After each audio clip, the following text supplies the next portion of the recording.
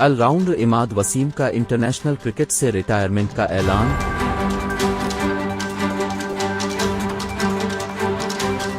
Pakistani allrounder Imad Wasim ने हर किस्म की इंटरनेशनल क्रिकेट से रिटायरमेंट का ऐलान कर दिया। जुमे को एक सोशल मीडिया पोस्ट में इमाद वसीम ने लिखा कि हालिया दिनों में मैंने अपने इंटरनेशनल क्रिकेट करियर के बारे में बहुत सोचा और मैं इस नतीजे पर पहुंचा हूं कि ये इंटरनेशनल क्रिकेट से रिटायरमेंट लेने का दुरुस्त वक्त है। ताहम इमाद वसीम का कहना है कि वो इंटरनेशनल क्रिकेट से रिटायरमेंट के बाद लीग क्रिकेट खेलते रहेंगे। 34 बरस के ऑलराउंड ने पाकिस्तान के लिए 55 वन-डे इंटरनेशनल और 66 T20 मैचेस खेले हैं। पाकिस्तान की नुमाइंदगी करते हुए इमाद वसीम ने 55 वनडे मैचों में 44 विकेटें हासिल की और 986 रन बनाए, जबकि 66 T20 मैचों में उन्होंने पाकिस्तान की जानिब से 65 विकेटें हासिल की और 486 रन बनाए।